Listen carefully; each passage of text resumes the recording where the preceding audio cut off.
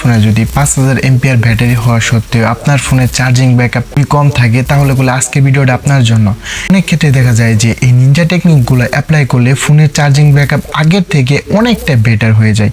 তো বর্তমানে প্রায় 80% ফোনের ভিতরে বলে 5000 এমপিআর ব্যাটারি দেওয়া থাকে, কিন্তু তবুও আমাদের ফোনে চার্জ থাকে না, চার্জিং ব্যাকআপের সমস্যা। আমরা একটানা প্রায় একটা ফোন 6 ঘন্টার মতো রান করতে পারি ফুল চার্জে।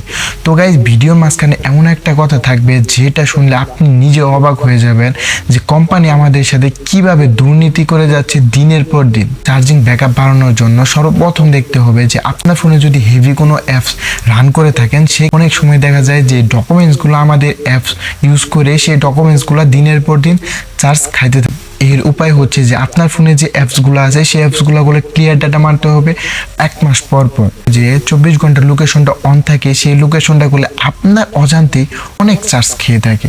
প্রথম এই লোকেশনটা অফ করে রাখবেন এবং সবসময় চেষ্টা করবেন যে ডার্ক মোড ইউজ করার জন্য পিক্সেলগুলা অফ থাকে, যে ক্ষেত্রে আপনার ফোনের ব্যাটারির উপরে হাই একটা প্রেশার পড়বে। ফোনের যদি 90 হার্টজ দেওয়া থাকে সেই ক্ষেত্রে আপনি 60 হার্টজ ইউজ করতে পারেন। কারণ আপনি কি করতে পারেন, আপনার ফোনের যে ব্যাটারি সেভিংটা আছে সেই ব্যাটারি সেভিংটা অন করে রাখতে পারেন, 30% চার্জ ব্যাকআপ দিতে সাহায্য করে।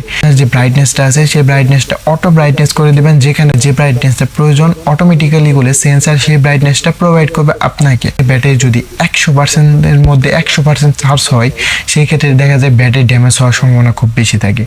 যার কারণে কোম্পানি কি করে আমাদের সাথে ফোনটা 98% চার্জ হওয়ার পর ফোনের ভিতরে দেখা যায় 100% আমাদের চার্জ হয়ে গেছে, যার কারণে ফোন অটোমেটিক্যালি ডিসচার্জ করে দেয় এবং